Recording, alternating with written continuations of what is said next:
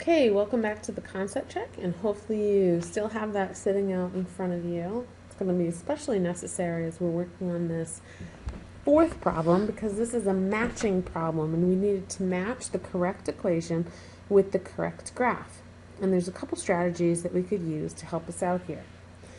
So notice that when we have a quadratic equation, we have y equals, we have our quadratic term, and I'm just going to use letters to represent the coefficients here. So we have ax squared plus bx plus c. Our quadratic term determines if we are concave up or concave down. It also determines if we're pretty much a skinny parabola or a wide parabola. So it's concave up if the coefficient is positive. It's concave down if it's negative. It's skinny if A, and I'm going to put in absolute values because negative just causes it to go up or down, is less than 1. It's wide if it's greater than 1. For the linear term, this just shifts it left or right.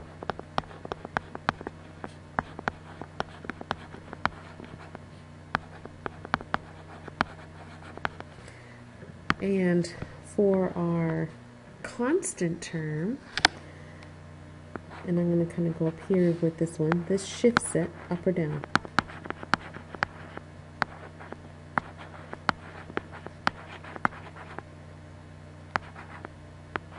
Okay, so if it's positive, it's going to shift it up. If it's negative, it shifts it down.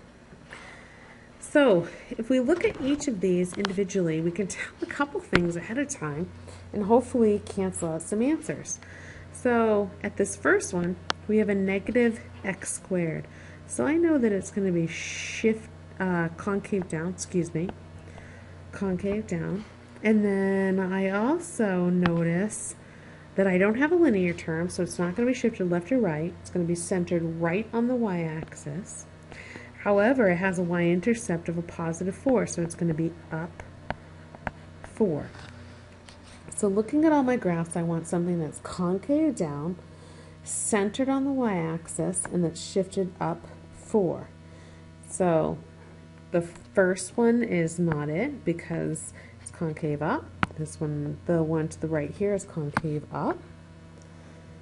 This one's concave down, however, it's not centered about the y-axis. This one's concave up. Finally, I have concave down, and it's shifted up 4. So this first one is going to be letter A. Okay, the next equation has a positive coefficient on the quadratic, so I know that I'm going to be concave up. Oh, let me put that in a different color here. I know that I'm going to be concave up. And I don't have a constant current term, so it's not shifted up or down. However, it's going to be shifted left to right. So I need something that's kind of not shifted up or down. So in other words, the y-intercept is going to be 0. So here's going to be our y-intercept. In this case, our y-intercept was 0, 4. This is kind of easy to see. So now we're looking for y-intercept of 0, 0, concave up. So this one is concave up with a y-intercept of 0, 0. It's also shifted to the left, so that fits the scenario. This one also is shifted to the left with a y-intercept of 0, 0. And then finally, this one is also shifted to the left with a y-intercept of 0, 0. So let's see if we can knock some of these others out of our way to see if it helps. So other information that might be helpful here is to find x-intercepts, and we can find those by factoring. So I got y equals, and if you need to review factoring, go to the previous video. What goes into both of these terms is an x, and we're left with x plus 2. So this is going to give us x-intercepts of, for this one, we're going to get x equals 0. And for this one, we're going to get x equals negative 2. So now we're looking for x-intercepts of 0 and negative 2. Well, this one has 0 and negative 2. This next one doesn't, so I'm going to go ahead and erase my check mark. And this one also has x-intercepts of 0, 0, but also of negative 3, so it doesn't. So it looks like this is the one, so this is B. Okay. Next, we have C. So C again is going to be concave up. It's going to have a y-intercept of 0, 0. And now, if we remember, we have 2 that satisfy that. So this graph here and this graph here. So now we have to look to something different. Concave up, y-intercept is 0, 0. So now we got to look at the x-intercepts. So I'm going to go ahead and factor this. Again, review in the previous video. So what goes into x squared and 3x is just x. X goes into x squared x times. X goes into 3x, 3. So now I notice that I have x-intercepts of 0 and negative 3. So this first graph has x-intercepts of 0 and negative 3, so that's still good. And this one is also 0 and negative 3, so looks like we're going to have to look for something else that's going to help us out there. So one of the other things that we can do is we can go ahead and plot a point, because if we look at this last one, it looks like it has the point 2, 10 on it. So let's see if we, this other one doesn't have a good solid point, so I can't quite use that.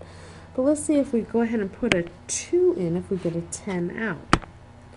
So we have y equals x squared plus 3x squared. And we want to see, and if we put a 2 in, if we get a 10 out. So I'm going to do 2 squared plus 3 times 2 squared. So I get 2 times 2, which is 4, plus 2 times 2 is 4, times 3 is 12, and here I get a 16. So this one doesn't work, so I'm going to go ahead and erase that. But it looks like this one here, if I kind of continued it on, would give me that 16. So I'm going to call this C. So this one is done. Alright, so we got the first 3. Now let's look at the bottom row. So looking at this bottom row, right, I end up having a negative x squared, so I know I'm going to be concave down. So concave down could be this graph here, and that's basically the only one that's left. So let's see if it satisfies all the conditions. So here I know I'm going to be concave down. I have a y-intercept of 0, 0. So, yep, it has a y-intercept of 0, 0. It's concave down. And just to be sure, let's check the x-intercepts. So I have y equals negative x. And now I have x minus 2. Now it's minus 2 because if I take a positive 2x divided by a negative 2x, I get a negative 2. And you can prove this to yourself by remultiplying. So a negative x times x is a negative x squared. Negative x times a negative 2 gives me a positive 2x. So for x-intercepts in this case, I get x equals 0 and x equals 2. So let's see if this one fits it. I get x equals 0, x equals 2. Looks like we're good. So this is D. Looking at letter E, I have 2x squared and a 6x, so I know I'm concave up. I have a y-intercept of 0, 0, so it can't be this graph. However, down here, looks like this one's still an option, so let's check our our x-intercepts. So I'm going to go ahead and factor this. So I have y equals 2x, and then I have x plus 3. So which means that I would have x-intercepts of x equals 0 and x equals negative 3. So let's see if that's true here. So I have x equals 0, x equals negative 3. Looks like it's good to me, so it's letter F. Oh, letter E, not F. All right, now we're on to F. This one says that it's concave up, has a constant term of a positive 2, which means that it has a y-intercept of 0, 2. And if I look just at the remaining graph, I already know it doesn't fit because the y-intercept would have had to been here at 2. So this one doesn't have a graph and doesn't have an equation, so it doesn't match. So you're all done. And that is number 4 on your concept check.